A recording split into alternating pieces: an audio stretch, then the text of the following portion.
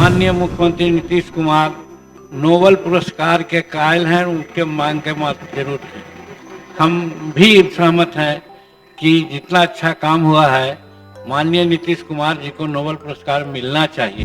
हम भी सहमत हैं कि जितना अच्छा काम हुआ है माननीय नीतीश कुमार जी को नोबेल पुरस्कार मिलना चाहिए। डॉक्टर श्री कृष्ण सिंह के बाद ऐसा कोई मुख्यमंत्री यहाँ नहीं हुए जो इस बिहार के लिए इतना सुंदर काम, सभी वर्गों के लिए जो काम किया हो वो नीतीश जी कर रहे हैं।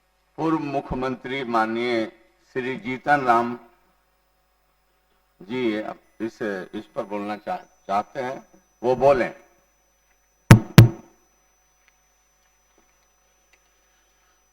माननीय अध्यक्ष महोदय, सरकार के द्वारा लाया हुआ विनियोग विधेयक संख्या 2 जो स्वीकृति के लिए आज सदन को पेश किया गया है, हम उसके समर्थन में खड़ा है। हम समर्थन इसलिए करते हैं कि सारे विभागों का बजट पास हुआ है और सिर्फ पास होने से नहीं होता है, विनियोग विधेयक के माध्यम से पैसा निकालने की अनुमति ली जाती है और जब तक अनुमति नहीं मिलेगी तब तक हम नहीं एक पैसा खर्च कर सकते हैं। इसलिए बिहार सरकार जो आज विकास के कार्यक्रम में एक मानदंड कायम किया है, उसको और आगे बढ़ाने के लिए इस विधेयक के माध्यम से पैसा सरकार को दिया जाना चाहिए और हम समझते हैं कि समूचा सदन इस बात के लिए जरूर सोचेंगे कि विनियोग विधेयक 2 को हम लोग स्वीकृति दें।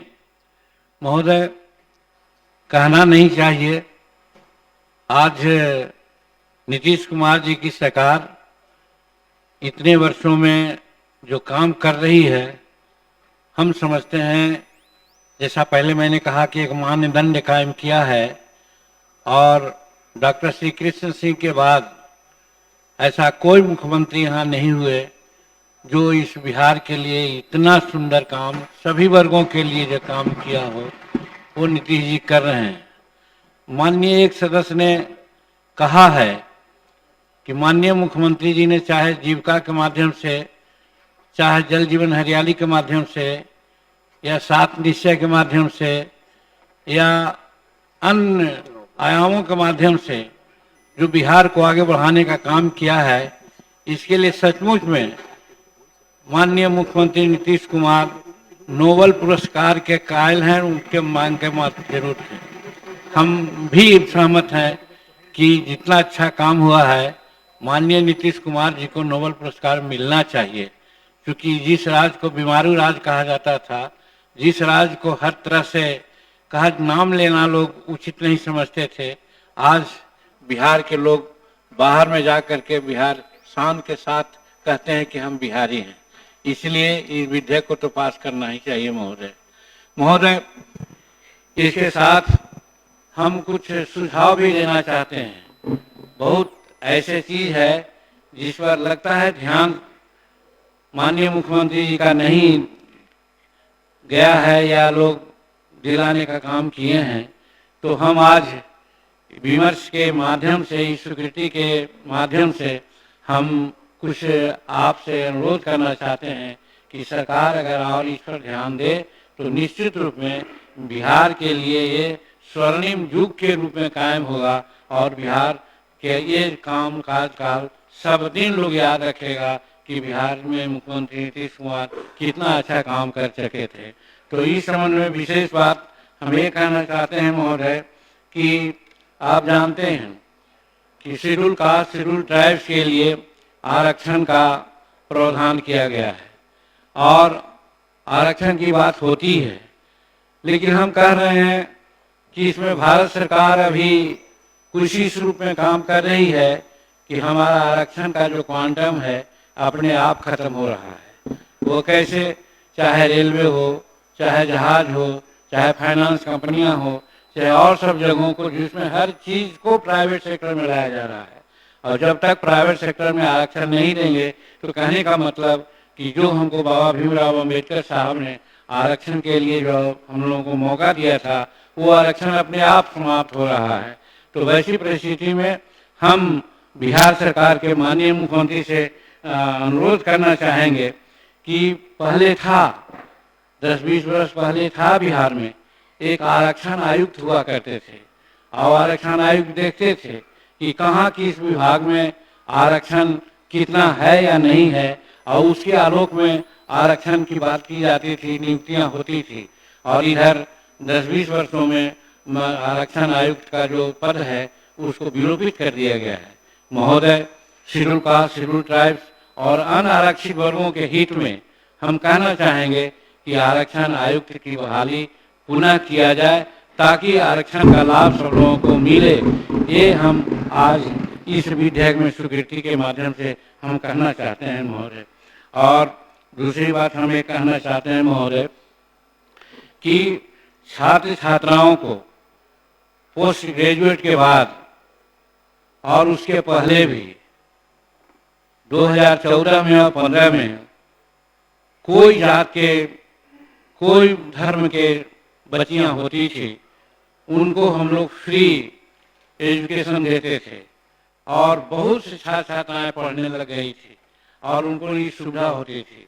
लेकिन आज जो नियम है, लेकिन कॉलेज और विश्वविद्यालय को, यूनिवर्सिटी को, उसके लिए जो डेफिसिट ग्रांट है नहीं मिलता है, जिसके चलते छात्राएं हम लोग के पास भी आती हैं। जो गरीब छात्राएं हैं वो क्या आपके कहने करते हैं बात के अनुसार तो हम लोग किसी तरह से पढ़ाई कंप्लीट कर लिया, लेकिन अब इतना लाख रुपया बकाया हो गया है, हम लोगों का सर्टिफिकेट जब्त है।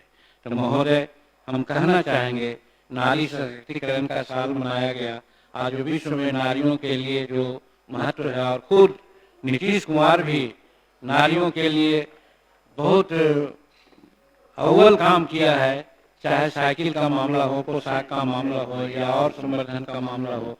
तो हम समझते हैं कि शिक्षा के जगत में भी माननीय मुख्यमंत्री जी एक कदम आगे बढ़ करके ऐसा करें कि जो 14-15 में नियम लागू हुआ था कि छात्राओं के लिए हम मुफ्त एजुकेशन देंगे पोस्ट ग्रेजुएट तक के, चाहे वोकेशनल एजुकेशन हो या साधारण एजुकेशन हो, उसको कायम कर दें। तो हम समझते हैं कि और बिहार आगे प्रगति करेगा और हमारा जो नारी समाज है उसको और विकास करने का मौका मिलेगा। महोदय, मैं ये कहना चाहता हूँ।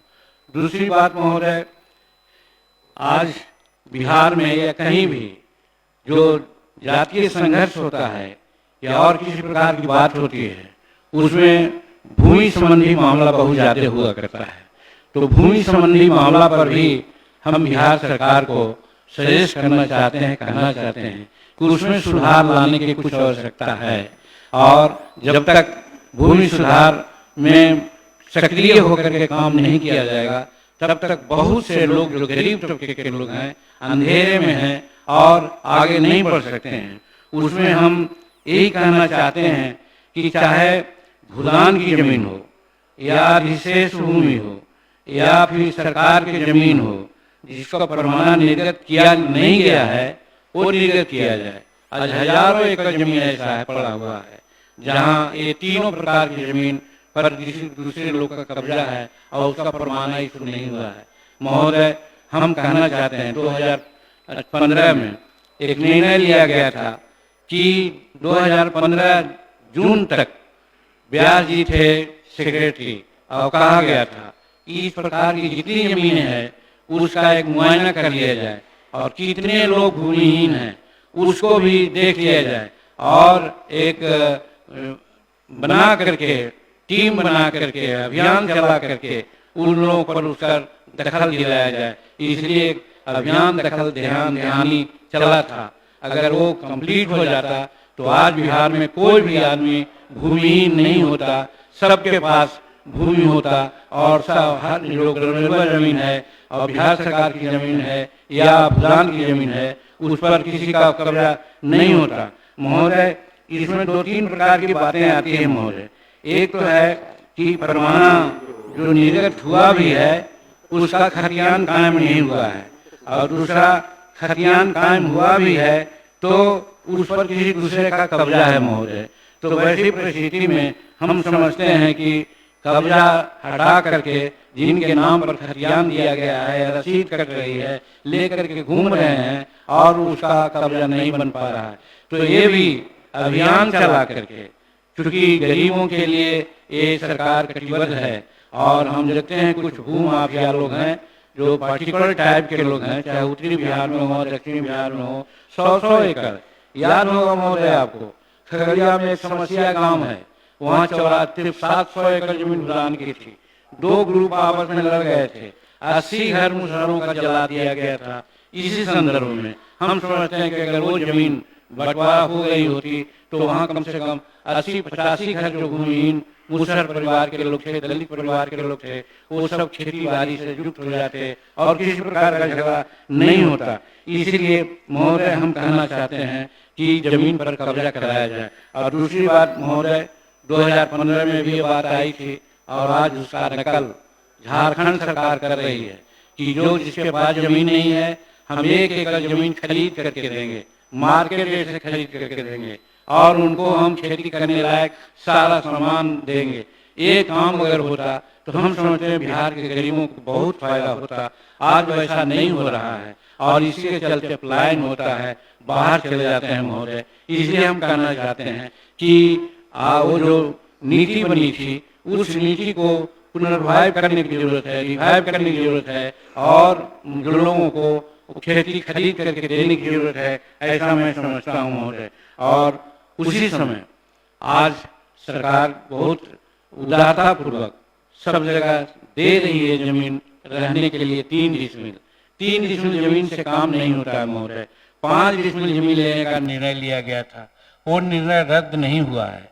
आज होना चाहिए कि 5 डिसमिल जमीन दिया जाए। 3 डिसमिल जमीन में रहने लायक कुछ नहीं हो सकता है। और दूसरी बात कि उस समय कहा गया 60,000 रुपया देते हैं 3 डिसमिल के लिए।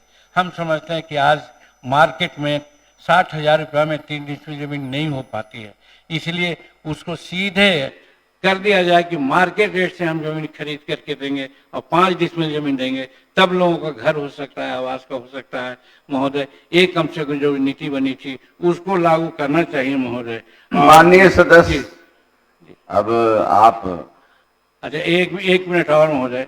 और दूसरी बात, विकास मित्र, शिक्षा सेवक, तालीमी मरकज, ये सब के बारे में अभी बहुत से प्रश्न आए हैं। उस प्रश्न में भी देखा गया है कि उसका सरकारीकरण या वेतनमान की बात करते थे। हम भी कहना चाहते हैं कि विकास मित्र को 25,000 रुपया और तालीमी मरकज और शिक्षा सेवक को 20,000 रुपया एटलीस्ट दिया जाए महोदय, ये मैं कहना चाहता हूँ। और ये अवस्थान ग्रहण किया जाए। जी ये एक मिनट और, ज्यादा नहीं, हम तो बोलते नहीं हैं और ये बहुत आवश्यक है। जैसे छात्र छात्राओं को उस समय जो हम लोग मुफ्त शिक्षा की बात कह रहे थे, तो हम फिर पुनः दोहराना चाहते हैं महोदय कि इतना आवश्यक है कि उसको निश्चित रूप में अब उन लोगों को शिक्षा मुफ्त देना चाहिए। और महोदय एक चीज और है कि schedule caste schedule tribes act है महोदय, और उस पर बहुत सी भ्रांतियां आ गई है। सुप्रीम कोर्ट ने कुछ सुझाव दिया था, उसके आधार पर पार्लियामेंट में बात आई कि नहीं, जैसे 1989 में जैसा एक्ट बना था उसी के रूप में रहेगा। लेकिन आज हो रहा है क्या कि उसमें जो सुप्रीम कोर्ट ने कहा था उसी के आधार पर आज बेल दे दिया जा रहा है और उस पर बहुत एक्शन नहीं हो रहा है। इसलिए महोदय हम कहना चाहते हैं कि बिहार में पहले था कि विशेष पुलिस अधीक्षक हुआ करते थे schedule caste schedule tribes act के लिए, आज नहीं है। बिहार सरकार से हम अनुरोध करना चाहते हैं कि विशेष पुलिस अधीक्षक schedule caste schedule tribes act को देखना चाहिए। और अवस्थान ग्रहण किया जाए। एक मिनट और सर, और SC ST जो महिला की बात कर रहे हैं, पहले था 155 या 160 सेंटीमीटर की बात, शेड्यूल कास्ट शेड्यूल ट्राइब्स में कद छोटा होता है, इसलिए हम अनुरोध करना चाहते हैं कि उसको 152 सेंटीमीटर ही रखा जाए ताकि उनकी बहाली हो सकती है महोदय। और वृद्धावस्था पेंशन, विकलांग पेंशन और लक्ष्मीबाई पेंशन की जो योजना चली है सर, 200-400 रुपया में कुछ नहीं होता है। अगल बगल के राज्यों में 1500, 2000, 2500 रुपया मिलता है। बिहार में भी कम से कम 2000 पेंशन इन लोगों को कर दिया जाए महोदय, ये हम कहना चाहते हैं। और दिव्यांग लोग जो हैं महोदय, दिव्यांग यहाँ सर्वे नहीं हुआ है, लाखों लाख है, लगता है 25-30 लाख दिव्यांग है। उनके लिए एक आयोग बने महोदय, उनको भी आरक्षण की व्यवस्था किया जाए, ये स्थान ग्रहण किया जाए। और फिर अंतिम अभी चर्चा चल रही थी रसोईया की बात महोदय। रसोईया में कोई बड़ा नहीं होता है, सब छोटे घर के लोग होते हैं, लाखों लोग लगे हुए हैं। सरकार का नियम है कि हम इतना लाख नौकरी देंगे, क्यों नहीं उसको नौकरी तो नहीं, न्यूनतम वेतन तो दे दिया जाए महोदय, जिससे कि उन लोगों को काम हो सकता है। बस बहुत धन्यवाद आपको, बहुत समय आपने दिया, बहुत बहुत धन्यवाद।